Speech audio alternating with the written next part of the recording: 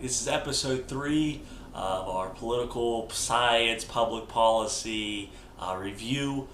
This is Caleb Woodring speaking, of course. Thank you for tuning in. I made 2 YouTube videos so far. Awesome responses on both of them. Thank you all so much for the support. And if you don't realize, the comment section for this video is now turned on.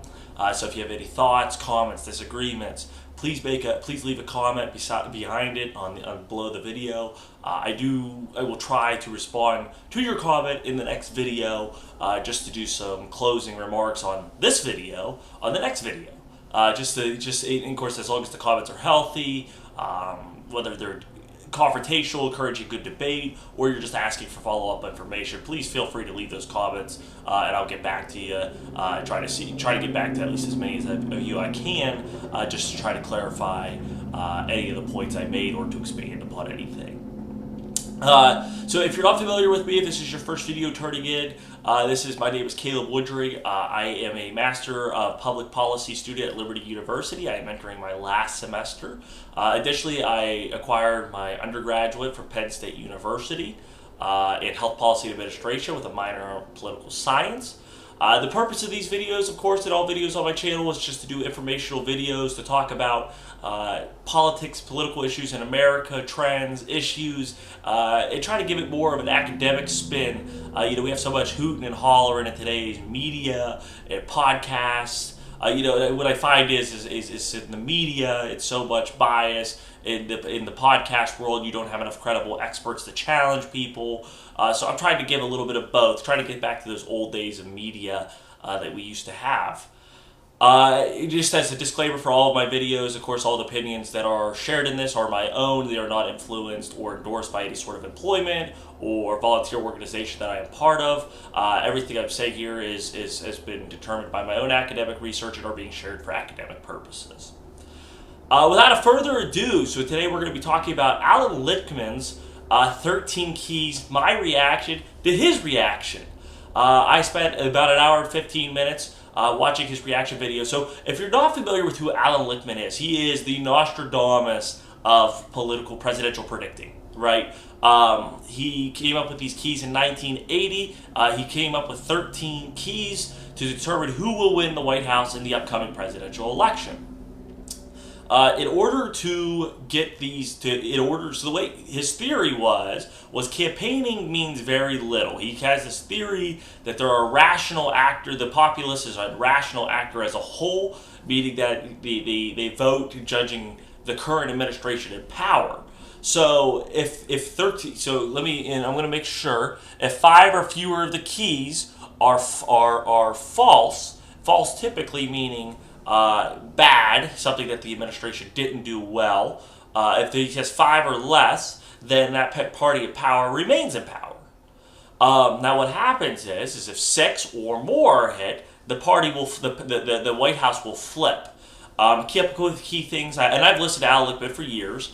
A couple key things here is he does not make he is not making popular vote predictions. He is simply saying who will win the presidency. He has predicted every election winner since 1980, with the exception of 2000. But of course, he maintains many videos that 2000 was a stolen election based upon the way Florida counted ballots via the hanging chads and throwing out ballots that marked Al Gore twice, both in the bubble section of the ballot and then also in the write-in section. He believes Allan Lichtman believes Al Gore actually won that election and it was stolen from the Democrats that year. But he finally, in his true blue, missed an election. He called 2024, for Kamala Harris. Donald Trump won. He is admitting he is wrong, and he made an hour and 15-minute video. Of course, he's been on various media sources talking about what went wrong, but now he is officially on his own live stream, which was about 75 minutes, explaining what he thought went wrong. And I watched it. Obviously, the man is very distraught. He made a couple remarks that I think were made in anger more than they were from an academic perspective. But nonetheless, I have a lot of great respect for Allan Lichtman. I believe he's an objective political studier. Of course, I will say that he does lean left, so he's definitely a comfort food for liberals if you're watching his actual YouTube channel, but nonetheless, his research and his academic profession, I mean, predicting 9 of 11, 10 of 11 presidential elections, depending on if you follow his theory on the 2000 election, is just outstanding. I mean, he doesn't get better than that. So I'm going to first introduce everybody to the keys. So just so you understand, now these 13 keys here do go into, and I am on Wikipedia for this, but party mandate. So after the midterm elections, the incumbent party holds more seats in the House of U.S. Representatives than after the previous midterm elections. Okay, no primary contest, no serious contest for the incumbent nomination. Incumbent seeking re-election, no third party, short-term economy, strong-term economy, major policy change, no social unrest, no scandal, no foreign or military failure, major foreign or military success, charismatic incumbent, uncharismatic challenger. Okay, so the key thing here is, one of the things I'd like to note about Allan Lichtman's 13 keys, or these are all extremely objective. I mean, I'm not going to go into the details of these, but to be honest with you, he does have expanded points of view to tell you exactly what would turn these keys false. Some of these are straightforward, obviously, like the incumbent seeking re-election, but like the no scandal, right? A charismatic incumbent's a great one. So you have to have broad-based support. So just because your own party is enthusiastic about you doesn't mean that you're a charismatic challenger. So the ones you're citing is like Teddy Roosevelt, Franklin Roosevelt, John F. Kennedy, Ronald Reagan, 2008 Obama, pretty much the juggernauts of the political world within the last 124 years of American politics. Right? They were causing people like, 2008 Obama, Republicans were voting Democrat, Independents were voting Democrat, Democrats were obviously voting Democrat, and all because they loved Barack Obama. He was charismatic. He didn't have that effect in 2012, but nonetheless, that was what it would take. Now, the key things with these 13, only Teddy Roosevelt ever accomplished a all true, meaning that he got A pluses across all 13 of these things. Most political parties do receive an F in at least one of these. So keep that in mind. I mean, that shows you how hard it is to be perfect in the presidential leadership world when you're president for 365 days. There's going to be missteps that come along. And what I'm really going to do here is I'm going to jump right into his prediction for, this is how he invented the theory. He used every election from 1864 to show you how it would work. Of course, he didn't make predictions here, but his first prediction is in 1984, where he predicted Ronald Reagan to win the presidential election with only 2 false keys turned. And we're going to scroll down here. And, I mean, all these are predicted accurately. The biggest one that was, if you quote, the best one, easiest one he made the prediction was Ronald Reagan against Walter Mondale. Of course, Ronald Reagan won 49 of 50 U.S. states, so obviously he very much predicted that. The interesting thing is Allan Lichtman actually made that prediction in 1982 when Ronald Reagan was clearly on the way to, many pundits were considering him to be defeated. Allan Lichtman does combat with a lot of local pollsters and statisticians, particularly Nate Silver. Nate Silver has a lot of issues with him, thinking that he makes this too basic. He makes the presidential prediction business too basic. Allan Lichtman responds that Nate Silver sets up his model so that he can never be right or wrong because he doesn't make definite statements. In my personal opinion, I mean, it's obvious. I have great respect for Allan Lichtman and Nate Silver because they're two very different things. It's like them trying to play. It reminds me of like what Floyd Mayweather fought Conor McGregor, and people were shocked that Floyd Mayweather knocked out Conor McGregor. I'm like, what? Are you serious? Like, the dude's a 5-time world champion boxer. Like, obviously he's going to beat an MMA fighter. And it would have been vice versa if it would have been different. If Floyd Mayweather would have been in the, would have been in the octagon, right? So, so it's the similar thing, right? Nate Silver is a statistician. He doesn't give definite remarks. He just tells you how likely something's going to be. Allan Lichtman is a forecaster, meaning he's going to try to tell you what he believes and who he thinks is going to win. It's two different businesses, requires two different models. I think some of this is just all for show. But nonetheless, Now, so this was the easiest one to make the decision on. Um, the most failed was 2008 George Bush. I mean, that was the most likely for the challenger to win, Barack Obama. And this is why a lot of times I think people think that, like, hey, if less keys are turned, they're going to win. It'll translate to a popular vote. So because Ronald Reagan only had 2, he won by 49 states in 2008. Barack Obama crushed John McCain. But it's not necessarily built like that. It just, I think maybe those are some more so correlations than they are definite. But here we have the 2024 election. And we'll put me down right here to help you walk through the keys.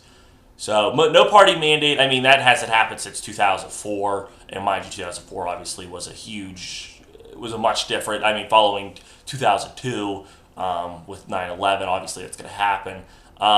So obviously that key's turned false. No primary contest. Okay, he did have that true. He does talk about that a little bit. Incumbent seeking re-election. He has that set to false. Okay, so that was something that hurt Democrats.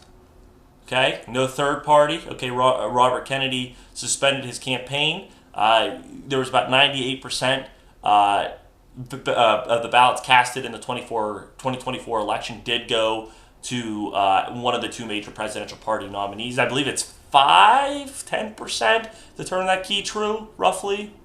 And you see that hasn't happened since 1996 with Ross Perot's campaign.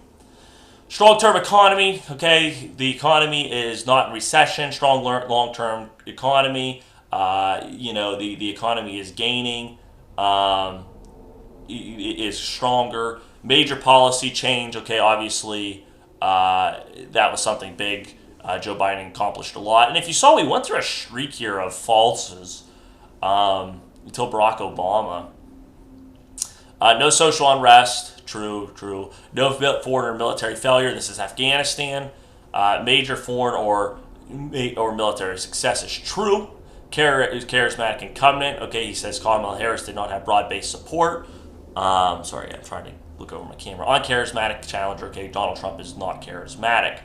So if I'm going to walk you through, so after watching his reaction video, and he runs it with his son, and they're asking him, what do you think went wrong?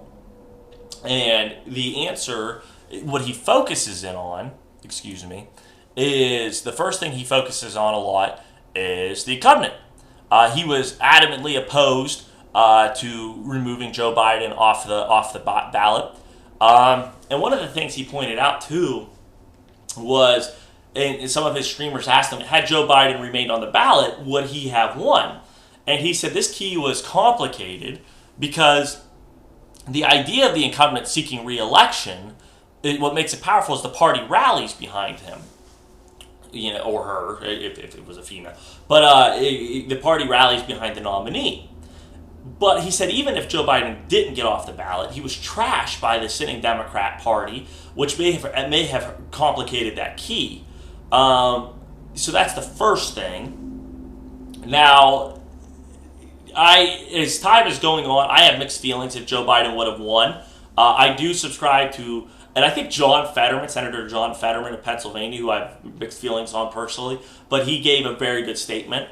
I think if from the far progressive left, if you had that guy who really, in baseball analogy, hit a home run on his reaction to the election versus who completely struck out Bernie Sanders, his statement following the election that the Democrat Party abandoned working people was complete nonsense, didn't make sense. It was just stupid. It was really stupid, rash, and it was dumb. Okay, it was really dumb to say. I mean, there is no indication that the Democrats have advocated supporting the working people. In fact, they are still advocating for most policies, from unions to healthcare expansion. Now, I'm not going to say that working people were wrong in their endorsement of Donald Trump. I'm just saying to say that the issues that the Democrat Party are taking don't align with working class voters is ridiculous. It doesn't even make sense. But John Fetterman brought up many good points.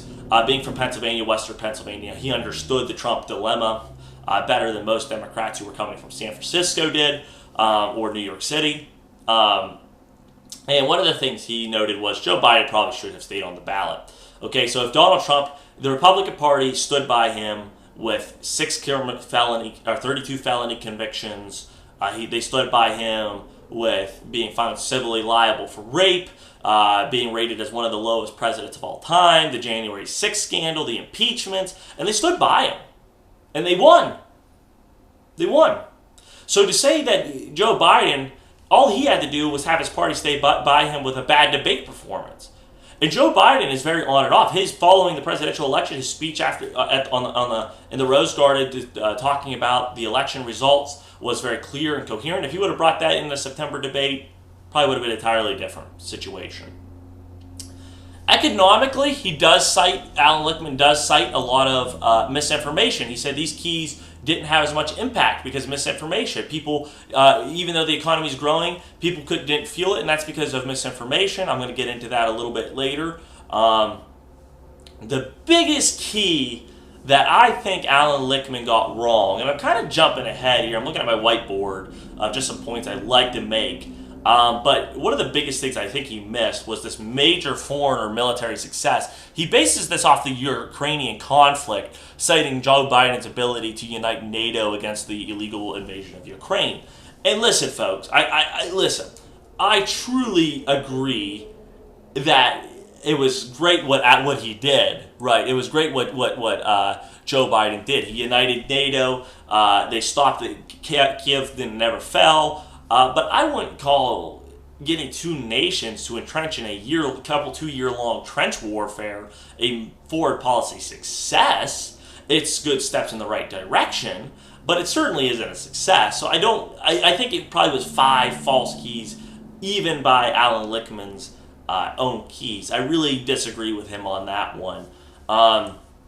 Charismatic. I saw some comments say Donald Trump was charismatic. Absolutely not. We went through the polls ourselves, the exit polls. We're going to do a detailed video on the polls later. But one of the things I would like to point out was Joe Biden won the moderate and independent vote, or excuse me, Kamala Harris won those votes, and Joe Biden. But also for 2024, Kamala Harris won them. And so you can't say you're a charismatic candidate when you don't even win the moderate or independent vote, right? You're not having broad-based support. In fact, you're losing 2 of the 3 columns of party identification in America. So those are the 2 things to start off with. To go through what he said influenced, he made a lot of points to racism, misogynism, sexism, xenophobia, those 3 things, saying that they're at all-time highs. I don't know. I don't know about that, and not because I think that those things don't exist. They absolutely do. I'm thinking that there's not a major change. I mean, your predictions were right in 2016 and 2020. Nativism is absolutely at an all-time high, right? Which is anti-immigrant behavior, right? It started off with we're just trying to fight illegal immigrants. Truly, I think a lot of conservative ideology has morphed to being just anti-immigrant in general. So I don't know about the racism, sexism thing. I absolutely think Republicans who are still saying that people voted for Kamala Harris because she's a woman are living in fantasy land.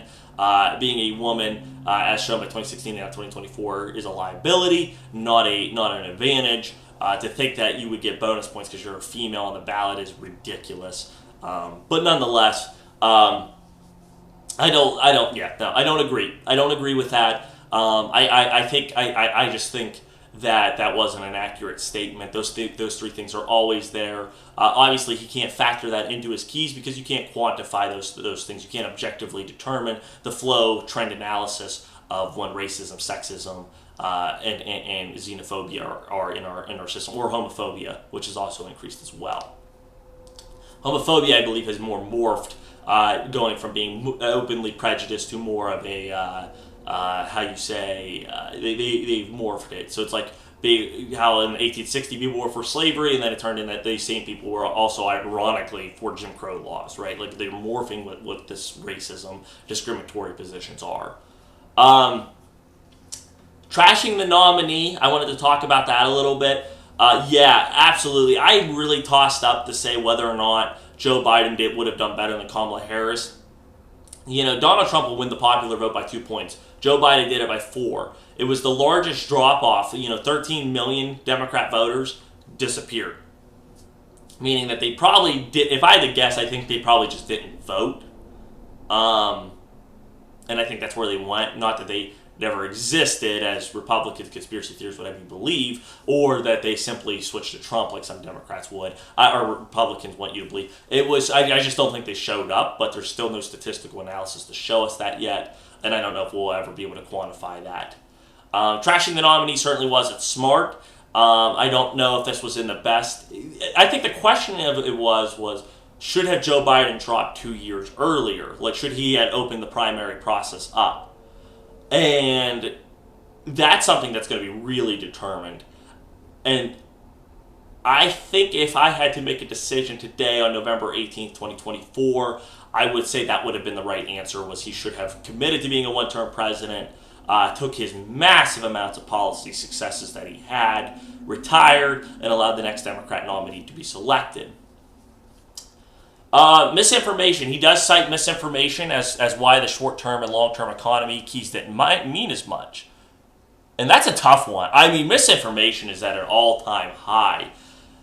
But is it misinformation, or is it that the Kamala Harris campaign didn't get the message out? You know, that's a tough one to think about, right? Like, Kamala Harris kept talking about abortion and democracy. Okay? Again, abortion obviously was going to be Democrat. People who cared about abortion heavily were going to vote Democrat. Democracy, get out of town. No one who really cares about democracy was voting for Donald Trump. Okay? But nonetheless, she didn't talk much about economics. I don't even think she had enough time to really formulate a full economic plan. Not that Trump does one either. He's a very policy-like candidate. But he was, I don't know. Misinformation is a tough one. And I'll get into this. I really think I could identify an additional key that would have made this work. Misfire. One of the things you really have to respect about Allan Lichtman is that even if 2024 didn't come true, I mean, if he gets 2028 right, 2032, I don't think he's predicting to be here past 2032. He's older. I think he's hoping his son will take over. But I will say that, which I don't know. I like his son. I think his son seems very nice, but I don't think he possesses the academic strength that his father does. But maybe I'm wrong. I'm not a heavy watcher of their YouTube channel. But nonetheless, this model is not to be disregarded. It could be thrown out because of this misfire. He still hits a lot of these keys correctly. He's still predicted a lot of elections. Now, getting into what I would have done differently, if I had to add two things to this, I think the number one thing I would have added is the inflation key. Right here, boom, is there inflation? And somehow you would have to objectify that. But the reason I would think so is because true, false, right? Because the reason inflation is big is because if inflation is high, which it was, it makes it seem like that they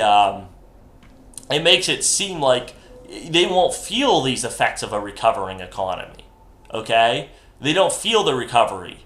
So that's one of the things that could have turned it false. Now, one of the things I wanted to show everybody was 1980, and he said short-term economy is false, right? So he probably didn't have that factored in. He probably factored inflation into short-term economic growth. I really think it should have been here, and if that would have been false, and then had another one, and then changed this false, he would have had the prediction correct. I really don't think Allan Lichtman missed it by much. He's very confident in his position that he took, that he called the keys correctly. I respect that. I don't think he missed it by a mile, like a lot of people are saying. I think he just missed it slightly. You could also make a key on poll numbers, but polling is becoming more and more less accurate due to certain things such as polarization in the party. Like what polling, you don't get that grace period you used to get. So that's my take on Allan Lichtman's response. I would love to hear what people think. I have a lot of respect for Allan Lichtman and what his prediction method, the 13 keys. I think he's got an awesome track record. That's how I would have fixed it. I think he missed the foreign policy success key. I think that should have been false. Additionally, I think he should have added an inflation key. Please let me know in the comment section how you feel. Do you agree with my standpoint? Do you have a key you would have added? Do you disagree with any of Allan Lichtman's callings? Let me know. Feel free to also like and subscribe to the video. It means a lot. And always, thank you so much for watching, and I will see you again down the road with another video next week. Thank you.